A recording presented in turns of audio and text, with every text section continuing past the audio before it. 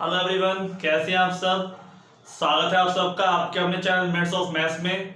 प्यारे बच्चों, आज हम आप लोगों की डिमांड पे लेकर आए हैं कॉम्प्लेक्स एनालिसिस का चैप्टर नंबर जो 9 है सिंगुलरिटी, उसके ऊपर जो थ्योरम्स है और क्वेश्चंस हैं वो लेकर आए हैं।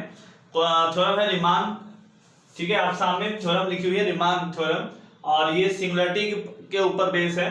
सिंगुलरिटी के ऊपर जो भी कंसेप्ट है वो आपको प्रॉपर समझने के लिए इससे पहले वाली जो वीडियोस हैं वो देखनी है। फिर भी मैं यहाँ पर थोड़ा शॉर्ट में आपको बता दूंगा कि सिंगुलरिटीज कैसे निकाली जाती है, क्या क्या काम होता है, ठीक है। तो शॉर्ट में बता रहा हूं कि हमारे पास सिंगुलरिटी के 3 टाइप्स होते हैं।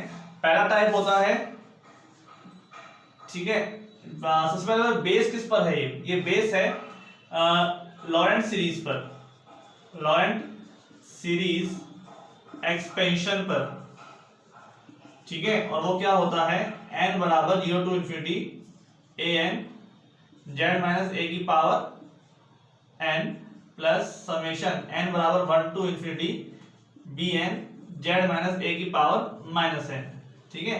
ये लॉरेंट सीरीज का एक्सपेंशन होता है। इसमें ये जो टर्म्स होती है इसको हम प्रिंसिपल पार्ट कहते हैं, और ये प्रिंसिपल पार्ट पर ही इसके टाइप्स डिपेंड करते हैं। पहला टाइप्स होता है कि अगर तो सिंगुलरिटी क्या होती है आपको पता है कि नीचे वाली जो टर्म्स हैं, बटे हुए टर्म्स, वो अगर किसी भी फंक्शन में शामिल होती हैं तो उस पर उस बिंदु पे पॉइंट पर सिंगुलरिटी देती है। जैसे मतलब 1/z माइनस a, ठीक है, तो z बराबर a पर देगी, 1/z माइनस 2 तो z बराबर 2 पर देगी, ठीक है, इस तरह से।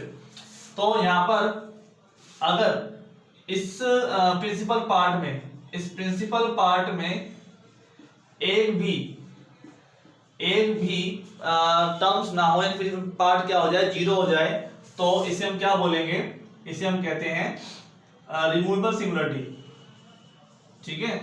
इसे हम क्या बोलते हैं, रिमूवेबल सिंगुलरिटी। ये सब चीजें मैं आपको लिखा चुका हूं पहले वाली वीडियोस में, आप उसको देख सकते हैं, है ना। और नंबर सेकंड है कि अगर प्रिंसिपल पार्ट में एक भी टर्म नहीं, सॉरी फाइनाइट टर्म्स हैं, तो वो से हम क्या बोलते हैं, पोल सिंगुलरिटी, ठीक है। और ये सब जो है शामिल होते हैं, ये सब होते हैं आइसोलेटेड सिंगुलरिटी के अंदर के पार्ट है, ठीक है। नंबर थर्ड है असेंशियल सिंगुलरिटी, और इस सिंगुलरिटी के अंदर जो प्रिंसिपल पार्ट है उसमें इनफाइनाइट टर्म्स होते हैं, ठीक है। इसमें नो एनी टर्म,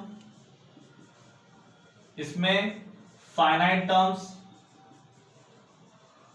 और इसमें इनफाइनाइट टर्म्स,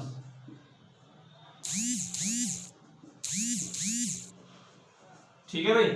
तो इस तरह से आपके पास 3 टाइप्स होती हैं। और अब हमको यहाँ पर क्या दे रखा है, रिमूवेबल सिंगुलरिटी। इसका मतलब क्या है कि इसके प्रिंसिपल पार्ट में एक भी टर्म नहीं होगी, तो वो वही चीज बनानी है। क्या कह रहा है ये स्टेटमेंट, क्या कह रहा है कि f of z, if f of z has an isolated singularity at z बराबर a and mod of f of z is bounded, ठीक है। जो mod of f of z है वो अगर बाउंडेड है इन सम डिजिटेड नेबरहुड ऑफ a के अंदर, तो a क्या होगी, रिमूवेबल सिंगुलरिटी होगी, ठीक है। आइसोलेटेड सिंगुलरिटी है z बराबर a पर, और a के डिजिटेड नेबरहुड के अंदर जो सिंगुलरिटी बनेगी वो बनेगी रिमूवेबल। तो इसे हम प्रूफ करना चाहते हैं ना, तो स्टार्ट करते हैं, ठीक है। तो इसको अरेज कर रहा हूं, ये चीज तो हम पहले भी पढ़ चुके हैं। आपको वीडियो देखनी पड़ेगी, आपको पहले वाली वीडियो देखनी पड़ेगी, नहीं देखोगे तो फिर समझ में नहीं आएगा ये पार्ट, है ना। तो हम रीमान थ्योरम का प्रूफ करते हैं।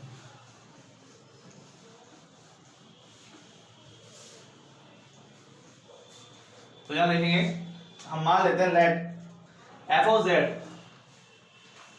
let f of z be a removable function of removable singularity, है ना, या has an isolated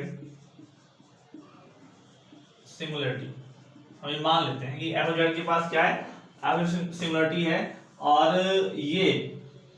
ये जो है हमारे पास ये ढेल, ये एक सर्कल है, z बराबर a इसका सेंटर पॉइंट है, इस पर बनाता है, सिंगुलरिटी देता है, ठीक है।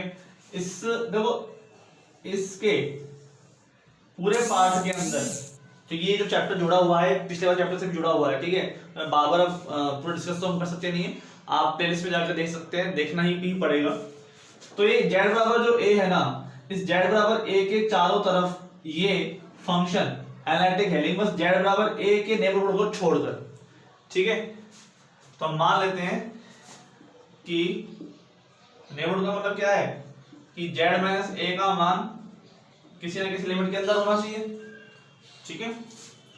हमें क्या दिया गया है, हमें दिया गया है कि f ऑफ z का मान, f ऑफ z जो है ना वो लेस देन इक्वल टू क्या है, m है। क्यों? क्योंकि सिमिलरिटी कैसी है, आइसोलेटेड सिमिलरिटी। और आइसोलेटेड सिमिलरिटी कैसी होती है, जिसमें बाउंडेड हो, जो उसके नेबरहुड पर भी सिमिलरिटी मिले, मतलब नेबरहुड सिमिलरिटी नहीं मिले, केवल उस पॉइंट पे मिले, उसे हम क्या बोलते हैं, आइसोलेटेड बोलते हैं। जो उसके अलावा उसके नेबरहुड में भी हो उसे बोलते हैं नॉन आइसोलेटेड, ठीक है। यहां पर आपको शॉर्ट में बताऊंगा मैं ना, शॉर्ट का मतलब कि ऐसा नहीं है कि इससे नंबर नहीं मिलने वाले, आपको जैसा बुक में दे रखा है वैसा नहीं समझना है, वैसा करोगे तो फिर रटने वाली बात हो जाएगी ना, और कोई दिक्कत नहीं है इंग्लिश में। तो बाय लॉरेंट सीरीज एक्सपेंशन, जो लॉरेंट सीरीज का एक्सपेंशन है वो क्या कहता है, वो कहता है कि n बराबर 0 to infinity an z minus a की power n plus n equal to 1 to infinity bn z minus a की पावर माइनस n, ठीक है। इसमें जो ये प्रिंसिपल पार्ट है इसमें एक भी टर्म नहीं होनी चाहिए, तो क्या बनेगा, रिमूवल बनेगा, ठीक है। इसमें एक पार्ट नहीं होना चाहिए, इसका मतलब ये कब जीरो हो सकता है, जब आपके पास bn का मान क्या हो, जीरो हो। जब आपके पास bn का मान जीरो हो तो ये पूरा पूरा जीरो बन जाएगा, ठीक है। यहां देखिए एंड f z एनालिटिक भी है ना, and f of z is analytic, तो क्या एनालिटिक तो होगा ही, तभी तो इसके बाकी हिस्सों के अंदर z बराबर a को छोड़कर बाकी हिस्सों में तो एनालिटिक बनेगा। तो यहां पे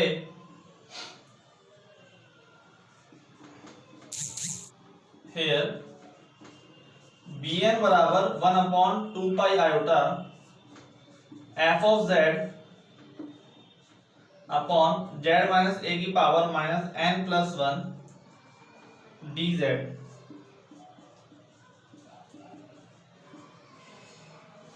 ठीक है। ये सर्कल का समीकरण है कि z माइनस a की जगह पर हम ये सर्कल का समीकरण बराबर में r लिख दें, रेडियस कितनी है इसकी हमने r मानी है, ठीक है। तो ये bn का मान है किससे, पुरानी थ्योरम से, bn बराबर 1/2 पाई iota f of z z minus a की power minus n plus 1 dz। इस bn का मान अगर 0 के बराबर आ जाता है तो यहाँ पे हम रख देंगे, ये 0 हो जाएगा, 0 हो जाएगा तो प्रिंसिपल पार्ट में एक भी टर्म नहीं रहेगी, और प्रिंसिपल पार्ट में एक टर्म नहीं रहेगी तो ये क्या बन जाएगा, रिमूवेबल सिमिलरिटी, ठीक है। समझ आया भाई? तो नोट कर लीजिए यहां तक, वी हैव टू प्रूव, हमें क्या प्रूव करना है, we have to prove bn बराबर 0, हमें प्रूव करना है कि bn क्या है, 0 है, ठीक है। तो मैं इसको इरेज कर रहा हूं, आप लोग नोट कर लीजिए, ऊपर वाले इरेज कर देता हूं, ठीक है।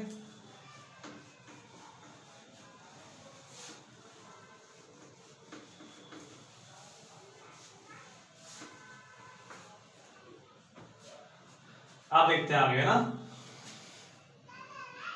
bn का मान निकालना है तो हमें मोड तो लेना पड़ेगा, ठीक है। bn का मान निकालना है तो क्या करना पड़ेगा, मोड तो लेना पड़ेगा, मोड लेना पड़ेगा तो मोड यहां भी लेते हैं, 1/2 पाई iota f of z upon z minus a की पावर माइनस n प्लस 1 और dz, और मोड को अगर मैं अंदर लेके जाता हूं तो ये बन जाएगा लेस देन इक्वल टू का साइन, ठीक है। 1/2 पाई आयोटा के अंदर अलग, तो कांस्टेंट है, इसमें मोड की जरूरत पड़ेगी नहीं, f ऑफ z के अंदर अलग, ठीक है, और z माइनस a की पावर इसके अंदर अलग हो जाएगा मोड, और dz भी आ जाएगा अलग से। तभी तो यहाँ पे साइन किसका आ गया, लेस देन इक्वल टू का आ गया ना। जब आप मोड को अलग करते हो तो साइन बदल जाता है, ठीक है। अब हमने क्या माना था कि एफ ऑफ जेड किससे बराबर है, एम से छोटा है उसके बराबर है, तो इसकी जगह पे क्या लिख देंगे हम लिख देंगे एम। मैं यहाँ लिख देता हूँ एम, इसकी जगह लिख दिया मैंने एम लिख दिया, ठीक है। और ये आपके पास बच गया डी जेड, ठीक है। तो बाहर लेते हैं क्योंकि इसकी कोई वैल्यू, देखो जेड माइनस ए की वैल्यू कितनी है, आर है। जेड माइनस ए की वैल्यू कितनी है, आर है, तो ले लो आर की पावर माइनस एन प्लस 1 लिख सकते हैं ना। तो अंदर क्या रह जाएगा, ओनली डी जेड रह जाएगा, ठीक है। और डी जेड किसी भी सर्कल के अंदर, डी जेड का मतलब होता है उसका एरिया, और एरिया क्या होता है सर्कल का, 2 पाई आर या पाई आर स्क्वायर, बताओ क्या होता है, सॉरी रेडियस, वो सर्कमफ्रेंस की बात कर रहा हूं मैं, सर्कल के एरिया की बात नहीं कर रहा मैं, सर्कमफ्रेंस की बात कर रहा हूं, ठीक है। सर्कमफ्रेंस क्या होता है, 2 pi R M 2 pi iota R की पावर माइनस एन प्लस 1, और ये हो जाएगा 2 पाई आर, 2 पाई से 2 पाई कैंसिल, ठीक है, less than equal to M, और आर से आर कट जाएगा तो एक आर कट गया, बच गया आर की पावर एन माइनस एन, तो बी एन क्या हो गया, एम आर की पावर प्लस एन, हो गया कि नहीं, ठीक है।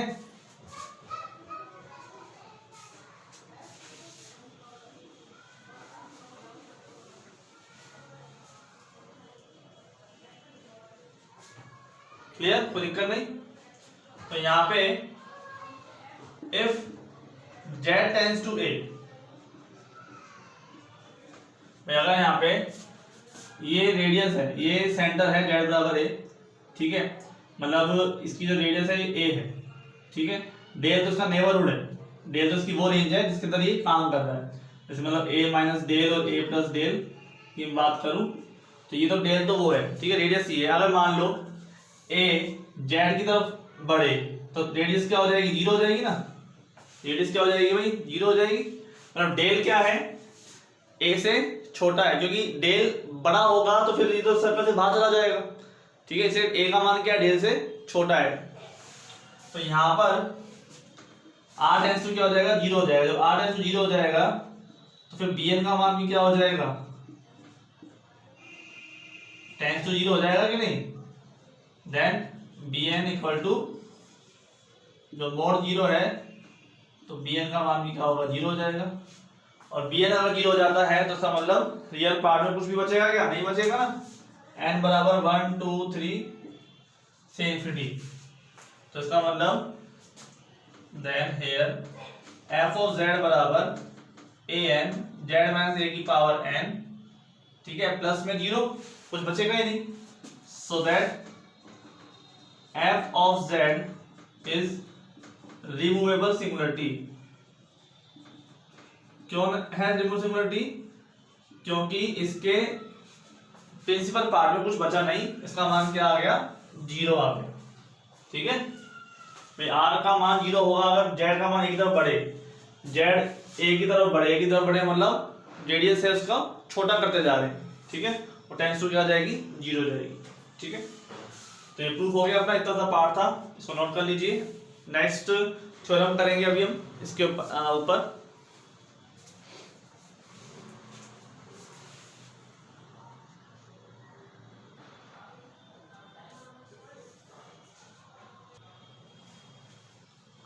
ठीक है, तो प्यारे बच्चों यहाँ पर हमारे पास एक नई थ्योरम है जिसे हम कहते हैं नेसेसरी एंड सफिशिएंट कंडीशन, ठीक है। एक थ्योरम क्या कहती है कि अगर नेसेसरी एंड सफिशिएंट कंडीशन यानी कि आवश्यक और पर्याप्त प्रतिबंध क्या होगा किसी भी आइसोलेटेड सिंगुलरिटी के लिए, z बराबर a पर कोई सिंगुलरिटी जो आइसोलेटेड है वो पोल बनेगी, इस कंडीशन है of a function f of z is that f of z tends to infinity as z tends to, यानी अगर z tends to a है तो f of z जाएगा इंफिनिटी के ऊपर, ठीक है, किसी भी तरीके से।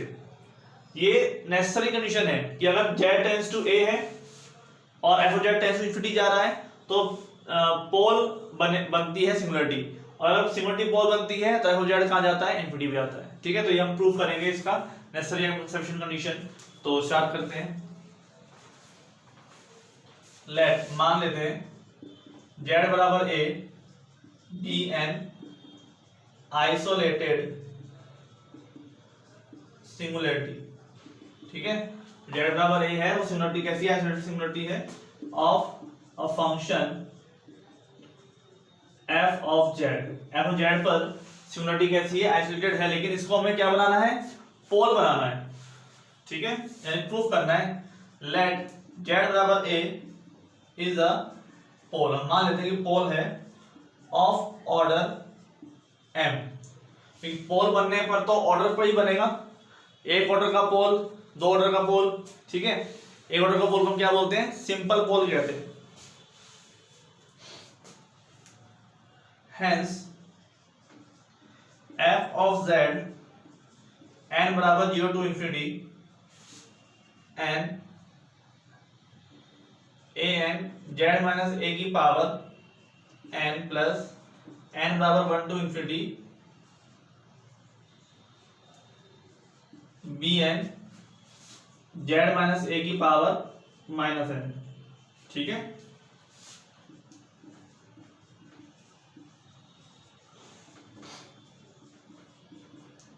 यहां पर क्या करेंगे हम, भाई ये वाला पार्ट तो हमें चाहिए नहीं, पोल बनाना है। पोल बनाने का मतलब क्या है कि इस वाले पार्ट में होनी चाहिए फाइनाइट टर्म्स होनी चाहिए। फाइनाइट टर्म्स के लिए हम इसको ओपन कर लेते हैं। n बराबर रखता हूं मैं 1, तो B N upon Z minus A आ जाएगा, क्योंकि -1 रखूंगा वो भी नीचे आ जाएगा, plus b2 Z minus A की का स्क्वायर टर्म तो नीचे ही आएगी। ठीक है, और हमें ये तो बनाना है कि हमारे पास ये m हो जाएगा ना, हमें ये तो बनाना है कि bm जो टर्म्स है, इस साइड जो b1 b2 bm टर्म है, कैसी टर्म होनी चाहिए, फाइनाइट होनी चाहिए, 5 10 20 50 जो भी है फाइनाइट होने चाहिए, जिससे ये क्या बन जाए, पोल बन जाए। ठीक है, ये चीज हमें ध्यान में रखनी है। हम ऐसा इसलिए कह सकते हैं क्योंकि हमें इस वाले टर्म को क्या बनाना है, फाइनाइट टर्म्स बनाने हैं। ठीक है, तो m अगर मैं कह दूं कि bm टर्म्स जो है वो फाइनाइट है, तो इसका मतलब ये क्या बन जाएगा, पोल बन जाएगा। ठीक है, तो आगे चलते हैं। 1 अपॉन जेड माइनस ए की पावर m को मैं लेता हूं common, A N Z minus A की पावर m प्लस n हो जाएगा। ठीक है भाई, ये कॉमन आया, भाग दोगे इसका तो m से m कर जाएगा, n बच जाएगा, m प्लस n हो जाएगा। ऊपर आने के बाद तो plus b1 Z minus A की power m minus 1 plus b2 Z minus A की पावर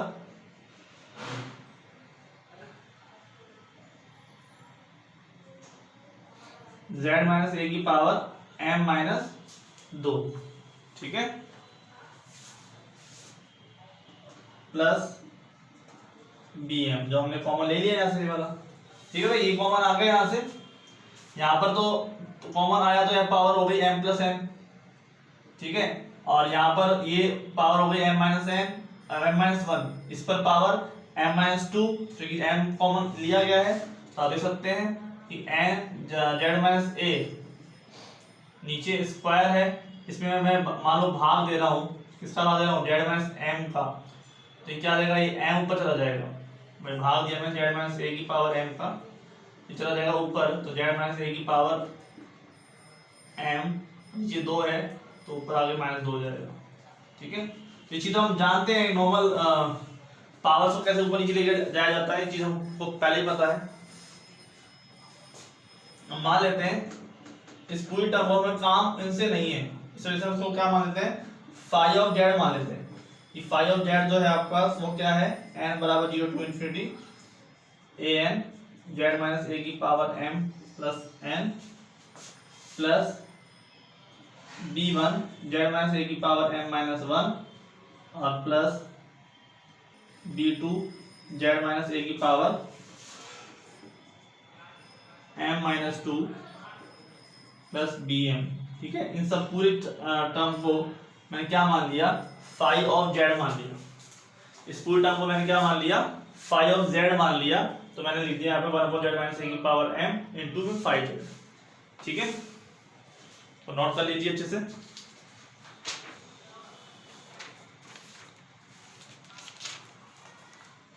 थोड़ा दिख नहीं रहा होगा आप लोगों को, थोड़ा सा मैं हम दिखाया था ना। ठीक है, कोई दिक्कत नहीं।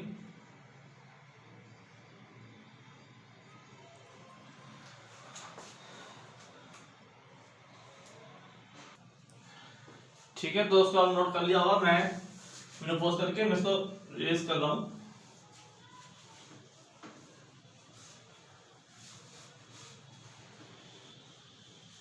ठीक है, अब हाँ जो हमें दिया हुआ है, अब जो हमें दिया हुआ है, हमें क्या दिया है, हमें दिया है कि 1/z टेंड्स टू a होने पर फंक्शन क्या आना चाहिए, इन्फिनिटी में जाना चाहिए। ठीक है, तो हम ले लेते हैं कि f ऑफ z बराबर 1/z माइनस a की power m phi of z जो है, इसमें मैं लेता हूं लिमिट, यानी कि ले लेता हूं limit z tends to a, z का मान एकदम बढ़ा रहा हूं, z टेंड्स टू a बढ़ा रहा हूं, मैं लिमिट लगाता हूं। तो मुझे बताओ कि पूरा का पूरा फंक्शन किस पे जाएगा, f ऑफ z कहां जाएगा, इन्फिनिटी में जाएगा कि नहीं। ठीक है, तो पूरा फंक्शन कहां जाएगा भाई, इन्फिनिटी में जाएगा। मान लो bm बटे में 0 हो जाएगा ना, इसको मैं पूरा bm मान लेता हूं, या फाई ऑफ z ही ले लो, चलो फाई ऑफ z बटे में क्या हो जाएगा, 0 हो जाएगा, और ये क्या बन जाएगा फिर इन्फिनिटी बन जाएगा। इसका मतलब f ऑफ z इन्फिनिटी पे जाएगा जब z टेंड्स टू कहां होगा, a पर। ठीक है, इसका मतलब f ऑफ z भी क्या होगा, इन्फिनिटी पे होगा। जब z टेंड्स टू इन्फिनिटी है तो f of z tends to infinity, f of z तो क्या होता है, इसका वैल्यू ओनली वैल्यू शो करता है। ठीक है, एक पार्ट हो गया। ये तो पूछ करना था हमको कि अगर z टेंड्स टू a है तो f of z tends to क्या होना चाहिए, इन्फिनिटी होना चाहिए। ठीक है, कब, जब ये आइसोलेटेड सिंगुलरिटी है। ठीक है, अब उल्टा करेंगे कि अगर f of z tends to a in tends to infinity है तो ये होना चाहिए एक पोल। ठीक है,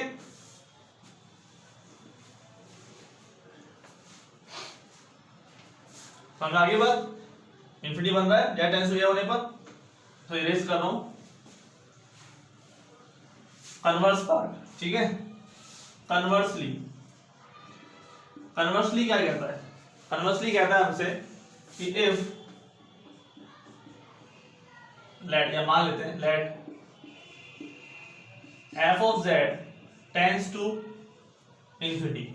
ठीक है, f of z tends to infinity and z बराबर a पर, z बराबर a पर f ऑफ z क्या है, आइसोलेटेड सिंगुलरिटी है, आइसोलेटेड सिंगुलरिटी है। ठीक है, अगर आइसोलेटेड सिंगुलरिटी है तो f ऑफ z इन्फिनिटी पे जाना नहीं चाहिए, कि आइसोलेटेड सिंगुलरिटी पे वो नहीं जाता। ठीक है, अगर नहीं जाता है तो इसका मतलब या तो क्या होगा, बताओ, इसका मतलब क्या होगा कि भाई हम ये मान के चल लेते हैं कि f ऑफ z इन्फिनिटी पर नहीं जाता है। वैसे तो भाई जा रहा है और सिंगुलरिटी कैसी है, आइसोलेटेड है, लेकिन हम उल्टा लेके चलते हैं कि मान लो वो नहीं जा रहा है, let f of z tends to not infinity. ठीक है, as z tends to a, तो इसका मतलब क्या होगा, तो आइदर या तो f of z is removable singularity, मतलब इज फाइनाइट वैल्यू एंड या और इट्स डज नॉट एग्जिस्ट। ठीक है भाई f of z tends to infinity वो पे नहीं जाता, हम ये सब मान के चलते हैं, लेट उल्टा मान के चलते हैं। तो इसका मतलब क्या होगा, या तो वो फाइनल वैल्यू पे जाएगा जो इन्फिनिटी पे नहीं जा रहा, या फिर वो एग्जिस्ट ही नहीं करेगा। दोनों एक कंडीशन हो सकती है ना। अगर वो फाइनल वैल्यू पे जाता है f ऑफ z, ठीक है, f of z tends to final value पे जाता है, तो if f of z tends to finite, तब सिंगुलरिटी कैसी होती है, रिमूवेबल। देन रिमूवेबल सिंगुलरिटी, ठीक है। और अगर and if F of Z does not exist, तब क्या होता है बताओ, बोलो। as tends to as z tends to a, then essential singularity, ठीक है भाई। इसका मतलब क्या हुआ कि z टेंस टू इंफिनिटी पे नहीं जाने पर दो पॉसिबिलिटी है, या तो वो रिमूवेबल सिंगुलरिटी होगी या फिर वो एसेंशियल सिंगुलरिटी होगी। तो रिमूवेबल सिंगुलरिटी कब होगी, जब वो टेंस टू इंफिनिटी पे जाएगा, और जब वो इंफिनिटी पे फाइनाइट पे जाएगा, ठीक है। अगर वो फाइनाइट पे नहीं जाता, यानी कि वो डज नॉट एग्जिस्ट है, तो वो एसेंशियल सिंगुलरिटी हो जाएगी। जबकि यहाँ पर तो कंडीशन क्या कह रहे हैं कि वो टेंस टू इंफिनिटी है, और तो इन दोनों को हटाकर बच क्या गया, पोल ही तो बच गया। इसका मतलब अगर F of Z tends to infinity होगा as Z tends to A, then singularity is pole. बताओ होगा कि नहीं, समझ में आया कि नहीं, बताओ। फर्स्ट पार्ट प्रूफ हो गया। हमने कहा कि F Z tends to infinity है, जेड बराबर A plus F essential singularity देता है, ऐसा हमने फर्स्ट पार्ट में प्रूफ किया है। हम उल्टा लेके चल रहे हैं, ये प्रूफ करना है कि पोल है। पोल होने के लिए कहा कि not equal to infinity, infinity पे नहीं जा रहा, ठीक है। इंफिनिटी पे नहीं जा रहा, जब जेड टेंस टू ए है और एफ जेड इंफिनिटी पे नहीं जा रहा, तो सारा वो कहां जा सकता है, वो जा सकता है या तो फाइनाइट वैल्यू पर, या फिर वो एग्जिस्ट ही नहीं करेगा। अब एग्जिस्ट नहीं कर, अगर फाइनाइट वैल्यू पे जाता है तो सिंगुलरिटी होती है रिमूवेबल, और अगर वो एग्जिस्ट ही नहीं करता तो सिंगुलरिटी होती है एसेंशियल। अब हमारे पास कंडीशन क्या है इसके अलावा, इंफिनिटी पे जा रहा है, तो इंफिनिटी पे अगर जाता है तो सिंगुलरिटी कैसे हो जाएगी, पोल, और वही हमको चाहिए था, ठीक है। तो ये पार्ट आपका प्रूफ हो गया, ये नेसेसरी एंड सफिशिएंट कंडीशन थी। तो बच्चों बाकी थ्योरम्स हम नेक्स्ट लेक्चर में मिलेंगे, आज के इतने रखते हैं। उम्मीद करता हूँ कि आपको समझ में आया होगा। आप इस वीडियो को लाइक कीजिए, शेयर कीजिए और ज़्यादा से ज़्यादा पढ़िए। Thank you.